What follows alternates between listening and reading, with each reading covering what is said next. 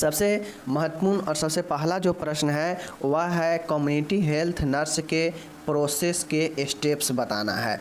Community health nurse के जो process है, जो प्रक्रिया है, उसका स्टेप्स बताना है। अब आप लोग को एक चीज़ पता होना चाहिए कि प्रोसेस का मतलब ही होता है कि स्टेप बाय स्टेप।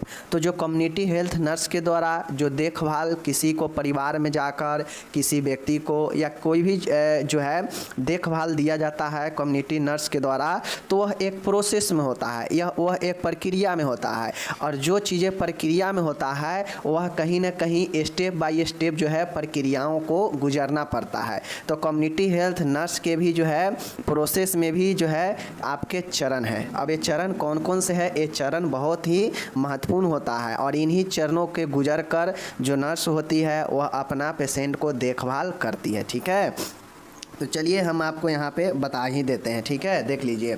सबसे महत्वपूर्ण है पहला, आपको 5 स्टेप यहाँ पे देखने को मिलेगा।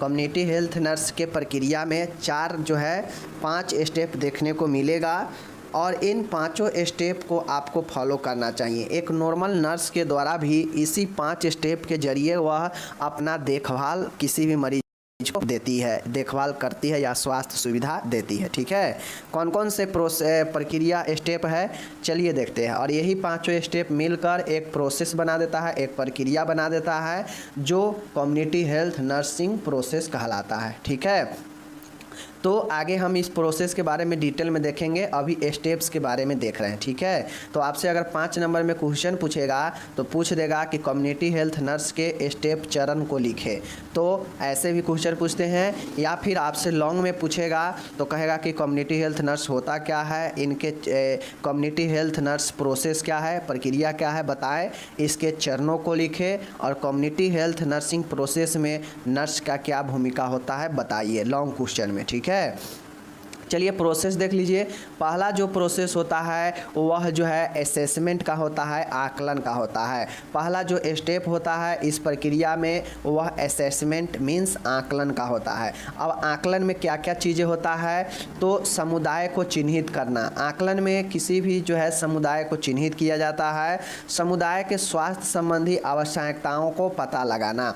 अगर नर्स समुदाय में देखरेख करने जाती है तो वह समुदाय को चिन्हित करती है। ठीक है, कि किस समुदाय में किस टाइप का बीमारी है, कहाँ जो है ज़्यादा गंभीर लोग हैं। ठीक है, तो इसको चिन्हित करती है।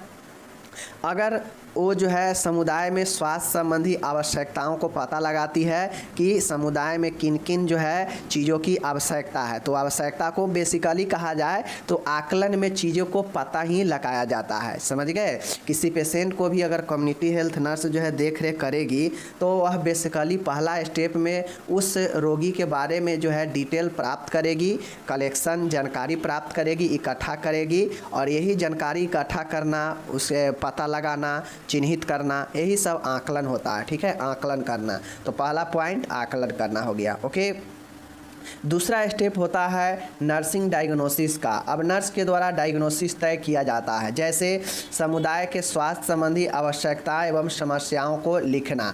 अब नर्स जो होती है डायग्नोसिस में उन सारे आवश्यकताओं व समस्याओं को लिखती है जो पेशेंट को देना है। ठीक है, तो यह नर्सिंग निदान में समस्या और आवश्यकताओं को लिखने का काम करती है।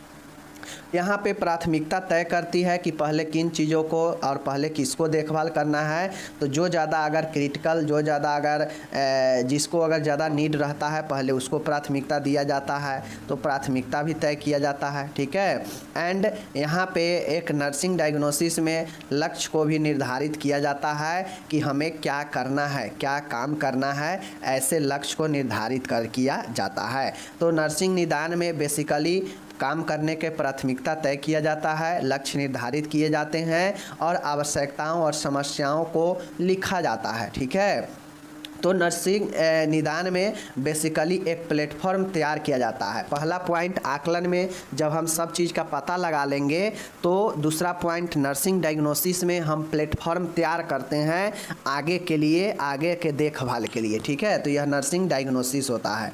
ठीक है, नेक्स्ट है तीसरा जो है वह प्लानिंग का। तीसरा जो इम्पोर्टेंट है वह है प्लानिंग का। प्लानिंग का मतलब होता है कि एक जो कम्युनिटी हेल्थ नर्स होती है वह अपने देखभाल के प्रक्रिया में तीसरा स्टेप प्लानिंग का करती है, योजना बनाने का, या कहीं कहीं यही योजना नियोजन भी लिखा होगा। तो योजना या नियोजन का काम करती है। यहाँ पे जो भी वह फर्स्ट और सेकेंड स्टेप में अपना निर्धारित की है, जो भी देख रेख करने के लिए जो है नर्सिंग डायग्नोसिस तैयार की है, तो उस डायग्नोसिस के आधार पर वह प्लानिंग करती है, योजना बनाती है कि पेशेंट को जो है देखभाल प्रदान कैसे करनी है, किन चीज़ों का इस्तेमाल करना है और कब किस चीज़ का इस्तेमाल हमें करना है और कैसे करनी है। तो इस चीज़ को प्लानिंग में जो है इम्प्लीमेंट किया जाता है योजना में कि कैसे देखभाल प्रदान करना है, किन चीज़ों का इस्तेमाल करना है। तो बेसिकली तीसरा जो पॉइंट होता है वह पहला और दूसरा स्टेप पर आधारित होता है। मीन्स कम्युनिटी हेल्थ नर्स जैसा आकलन की रहेगी, जैसा डायग्नोसिस तैयार की रहेगी नर्सिंग डायग्नोसिस, वैसा ही जो है उसी पर आधारित योजना बनाती है काम का, कि काम को मतलब कैसे देखभाल करना है, किन चीज़ों का इस्तेमाल करेंगे देखभाल में, अब कौन सा चीज़ का इस्तेमाल करेंगे तो उस चीज़ का इस्तेमाल कब करना है, इस चीज़ का भी योजना बनता है, कैसे करना है इसका भी योजना तैयार होता है। तो यह 4 पॉइंटें आप इसमें योजना में ध्यान में रखिएगा, ठीक है। एंड सेकेंड लास्ट जो है चौथा पॉइंट है वह क्रियान्वय इम्प्लीमेशन होता है। अब पहले हम आकलन के जरिए सब चीज़ पता लगा लिए पेशेंट और उसके परिवार और उसके समुदाय के बारे में। दूसरा स्टेप नर्सिंग डायग्नोसिस, वहाँ पे हम सारे चीज़ को तैयार करेंगे, डाटा बना लेंगे, लिख लेंगे। एंड तीसरा में हम योजना बना लेंगे कि कैसे करनी है, कब करनी है, किन चीज़ों का इस्तेमाल करना है, कैसे देखभाल करना है। तो योजना में ये सब हो जाएगा।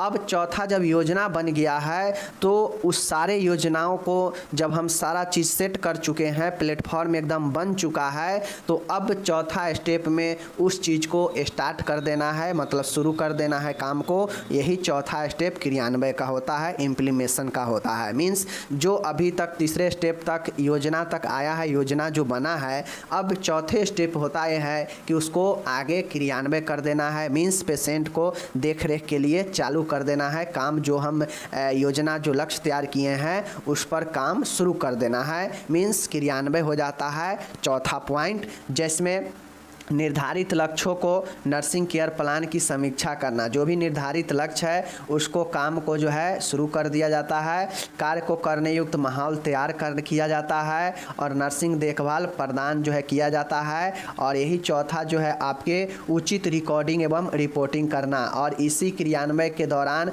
उचित रिकॉर्डिंग और रिपोर्टिंग भी किया जाता है।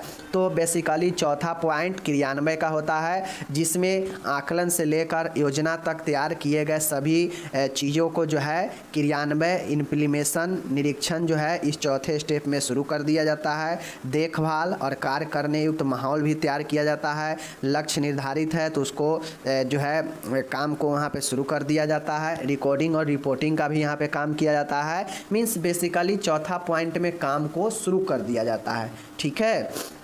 इसीलिए इसे क्रियान्वय यानी इम्प्लीमेशन दिया गया नाम। ओके, अब हम लोग लास्ट पॉइंट देखेंगे। यहाँ पे पांचवा है इवैल्यूएशन, मीन्स मूल्यांकन का। अब हम लोग अभी तक पहले से लेकर चौथे पॉइंट तक हम लोग काम को शुरू कर चुके हैं, काम कर रहे हैं। तो अब ऐसा नहीं होता है कि हम जीएनएम में रिविज़न लिए हैं तो ज़िंदगी भर हमें जीएनएम के पढ़ाई ही पढ़ते रहना है, ऐसा होता है? नहीं होता है। एक समय होता है और इस समय में हम जब अपने लक्ष्य को पा लेते हैं, मीन्स जीएनएम कंप्लीट कर लेंगे, तो जीएनएम का पढ़ाई ख़त्म हो जाता है। फिर आगे का कंपटीशन के लिए या जॉब के लिए सोचते हैं ना।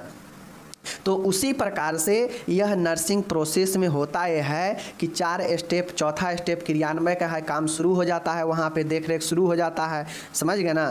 तो अब ये देख रेख हमेशा तो नहीं चलते रहेगा, तो कुछ समय बीतता है, कुछ समय देख रेख का हो जाता है, तो नर्स जो है अपने कामों का मूल्यांकन करती है। और पांचवा पॉइंट मूल्यांकन ही होता है, ठीक है। यहाँ पे जो भी कम्युनिटी हेल्थ नर्स होती है वह जो भी देख रेख प्रदान की है कम्युनिटी में, किसी व्यक्ति को, परिवार में या किसी को कोई देख रेख कर रही है प्रदान, तो उसका वह मूल्यांकन, इवैल्यूएशन करती है कि जो हम काम कर रहे हैं, जो लक्ष्य लेकर हम आगे चल रहे हैं, वो लक्ष्य के प्राप्ति कितना ज़्यादा संभव है, हम जो काम कर रहे हैं कितना ज़्यादा बेहतरीन और प्रभावपूर्ण है, इसका पता लगाया जाता है इस इवैल्यूएशन मूल्यांकन के जरिए। अगर लगता है पेशेंट को जो है नर्स को कि काम मेरा सफल नहीं हो रहा है, इफ़ेक्टिव नहीं है, तो पुनः वह फिर से फर्स्ट स्टेप से शुरू करती है इस चरण को। ठीक है, तो यही 5 पॉइंटें आप लोग को ध्यान में रखना है। समझ गए चीज़ को?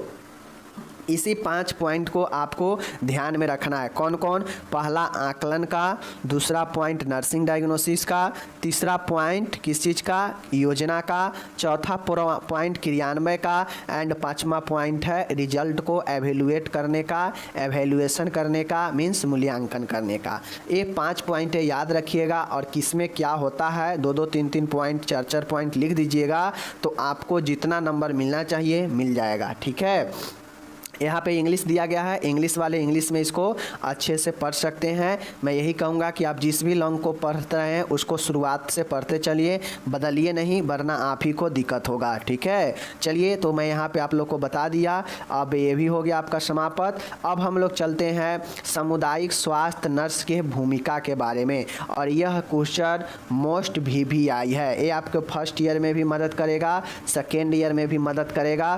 फर्स्ट ईयर में फंडामेंटल में भी पूछ सकता है, या फिर आपके जो है क्या बोलते हैं उसको, एक क्वेश्चन आपके पूछता है साइकोलॉजी में कि मानसिक स्वास्थ्य कार्यक्रम में नर्स की क्या भूमिका है। तो यहाँ पे कम्युनिटी हेल्थ नर्स में जो है नर्स की भूमिका पूछा है, तो वहाँ पे मानसिक मनोरोग नर्स की भूमिका पूछेगा। तो बस डिफरेंस यही है, बाकी सारा के सारा पॉइंट सेम होगा जो आगे हम लोग देखने वाले हैं। सामुदायिक स्वास्थ्य नर्स की भूमिका निम्न प्रकार होती है। कोई भी कम्युनिटी हेल्थ नर्स है जो अपने समुदाय में काम करती है, उसका अलग अलग रोल होता है, सबका अलग अलग भूमिका होता है। समझ गए? और उसका कौन कौन भूमिका है मैं आपको यहाँ पे 12-13 पॉइंट, 12-13 रोल्स बताऊँगा। इसमें से कम 10 रोल आपके एग्ज़ाम में पूछेंगे, तो आपको बताना होगा। और यह 10 रोल जो है आपको 2 पेज फुल कर सकता है। समझ गए? तो ये आपके ऊपर टैलेंट होना चाहिए कि इस 10 पॉइंट को किस कदर से अच्छे से लिखे कि 2 पेज में पेज भी फुल हो। समझ रहे हैं चीज़ को? चलिए बताते हैं।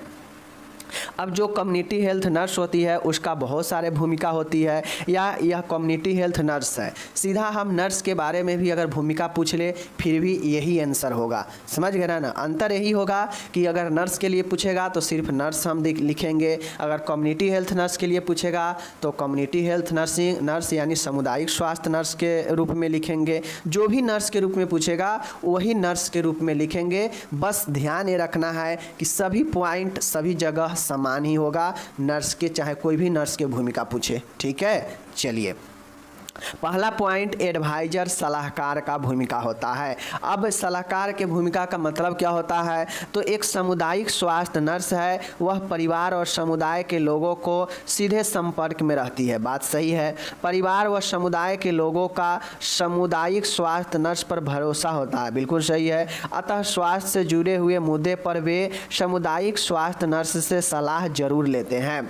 देखिए, होता यह है कि जिस पर आपका फैथ रहेगा ना, विश्वास रहेगा, आप उसी से कोई भी काम करेंगे तो सलाह लेते हैं।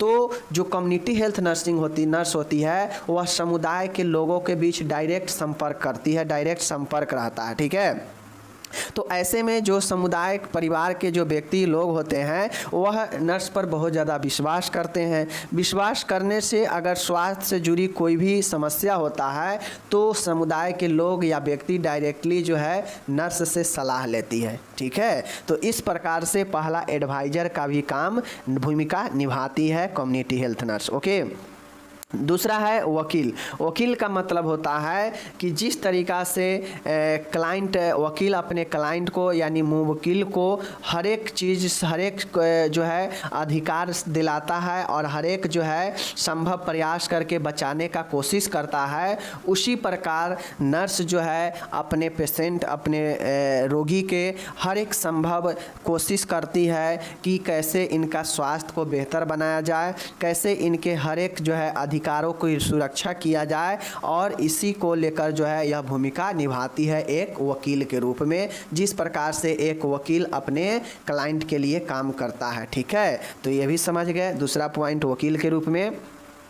तीसरा पॉइंट है देखरेख करना। अब एक नर्स, कम्युनिटी हेल्थ नर्स होती है, उनका काम ये भी होता है कि वह केयर गिवर के रूप में, मतलब देख रेख के रूप में भी जो है काम करती है। उनका रोल अलग अलग डिफरेंट रोल होता है, तो उस रोल में एक कॉमन रोल होता है देख रेख करना। तो नर्स का तो काम ही होता है, चाहे वो कोई भी नर्स हो, उनका काम ही है कि वह उस जगह पर देख रेख करना। तो नर्स का एक ये भी रोल होता है, यह भी भूमिका होता है, वह केयर गिवर के रूप में भूमिका निभाती है, मीन्स देख रेख करने में भूमिका निभाती है। समझ गए? तो कम्युनिटी हेल्थ नर्स व्यक्ति, परिवार, समुदाय में उनकी आवश्यकता के अनुसार नर्सिंग सेवा प्रदान करती है, यानी देखरेख करती है। ठीक है।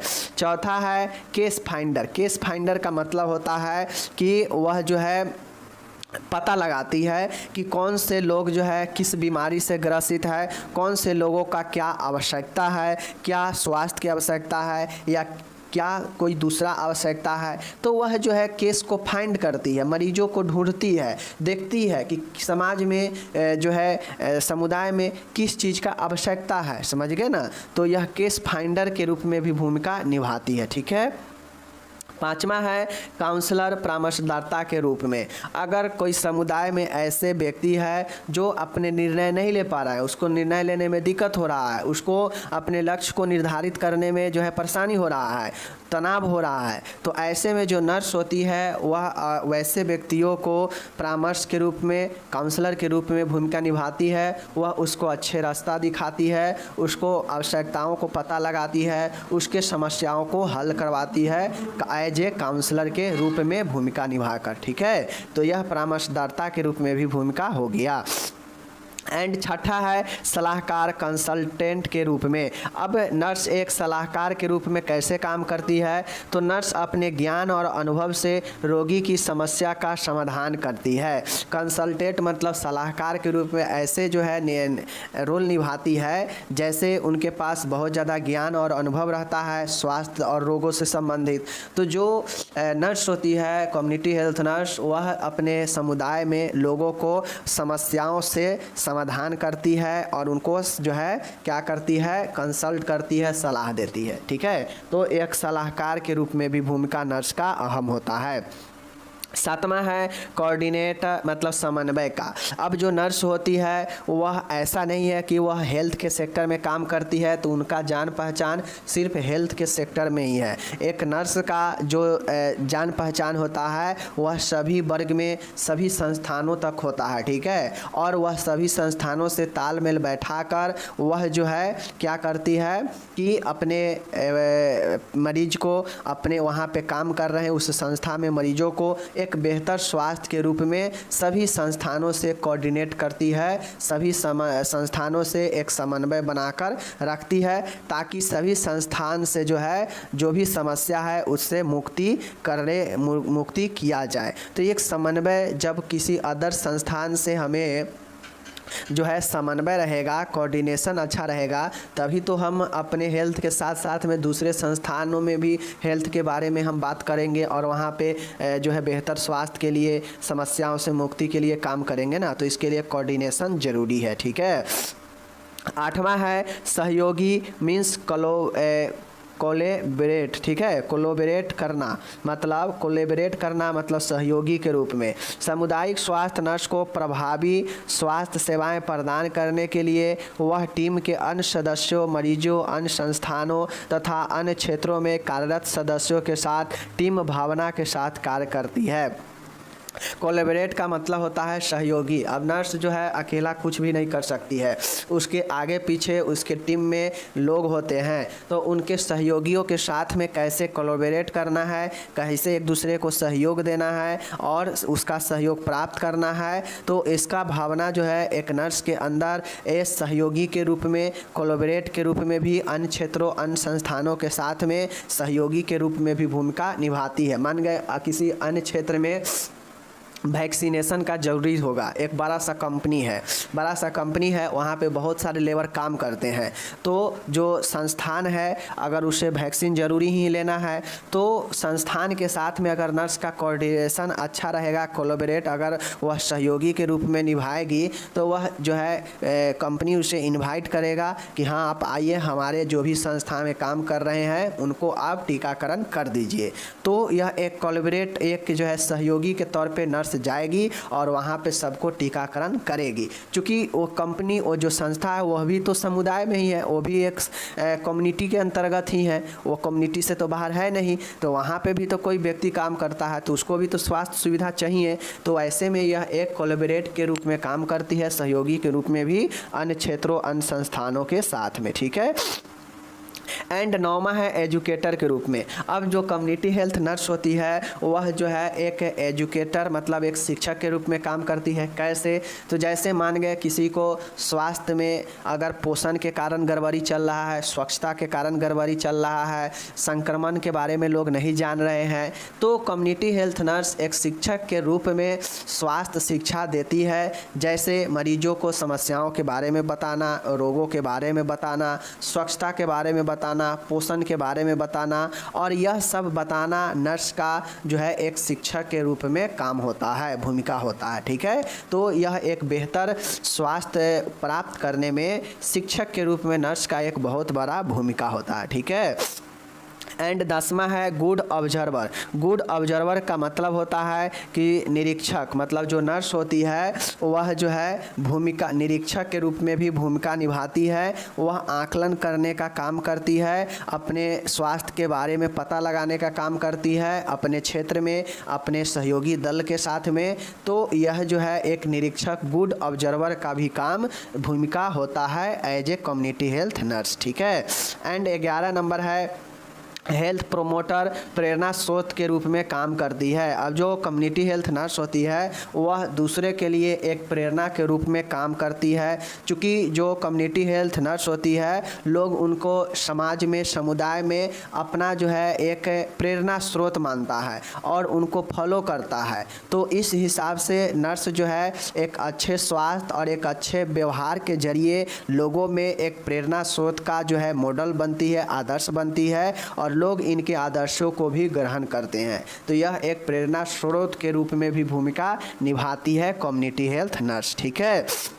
12 है प्रबंधक, मैनेजर के रूप में। अब एक मैनेजर का क्या काम होता है? तो जो टीम होता है, टीम में बहुत सारे लोग होते हैं, काम करने वाले कर्मचारी, उनके ऊपर एक मैनेजर होता है जो उनके कर्मचारी को कामों को देख रेख करता है, उनके कामों को बंटवारा करता है। ठीक है। और उनके द्वारा किए गए कामों का ऑब्जर्वेशन भी करते हैं, मतलब निरीक्षण भी करते हैं कि काम कितना सही कर रहा है या गलत कर रहा है। तो एक प्रबंधक का काम होता है। तो इसी तरीका से कम्युनिटी हेल्थ नर्स का एक प्रबंधक के रूप में भी भूमिका होता है कि बहुत सारे राष्ट्रीय स्तर पर स्वास्थ्य कार्यक्रम चलते हैं, उसका कैसे नियोजन करना है, मीन्स प्लानिंग बनाना है, उसका कैसे क्रियान्वयन करना है और इसका मूल्यांकन कैसे करना है। तो इन सारे चीज़ों का जो है नर्स के ऊपर जिम्मेदारी होता है और यह मैनेजमेंट का काम, प्रबंधक का काम करती है, भूमिका निभाती है। ठीक है। तो 12वां पॉइंट मैनेजमेंट का हो गया। 13 और आखिरी पॉइंट है रिसर्चर के रूप में, शोधकर्ता के रूप में। अब जो नर्स होती है वह चिकित्सक में, ठीक है, आधुनिक प्रगति लाने में, मतलब एक मॉडर्न टेक्निक को लाने में नर्स एक रिसर्च के रूप में भी जो है वह अहम भूमिका निभाती है रिसर्च के कार्यक्रम में। जैसे उसे जो है बताया जाएगा कि हाँ रिसर्च का काम चल रहा है, इसमें आपको रहना है, अपना ड्यूटी देना है। तो ये कम्युनिटी हेल्थ नर्स रिसर्च में भी वह बहुत बड़ा भूमिका निभाती है और यह रिसर्च जो है नए नए तकनीकों का जन्म देता है। ठीक है। कोई रिसर्च के जरिए ही ना नए नए चीज़ आता है। तो यही रिसर्चर के रूप में भी नर्स एक शोधकर्ता के रूप में भी भूमिका निभाती है। तो इस प्रकार से मैंने आपको एक कम्युनिटी हेल्थ नर्स का 13 तरीक़ों से भूमिका मैंने बताया। अब यहाँ पे कम्युनिटी हेल्थ नर्स के लिए पूछा है तो ये लिखे हैं। सीधा नर्स के लिए भी पूछेगा फिर भी यही लिखेंगे।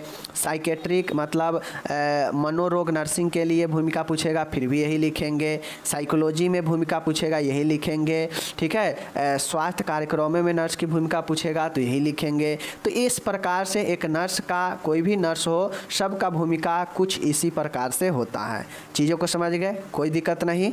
चलिए, ये हो गया आपका समापत।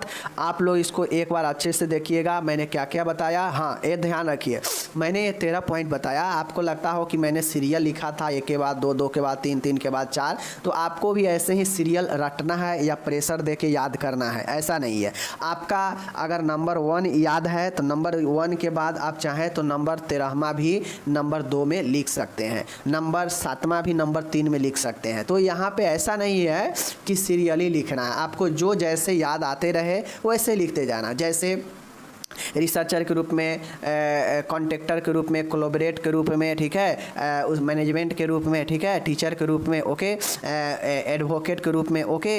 इसी प्रकार से जैसे जैसे हमको याद आएगा लिखते जाएंगे भूमिका नर्स का। चीज़ें समझ गए? चलिए, हो गया।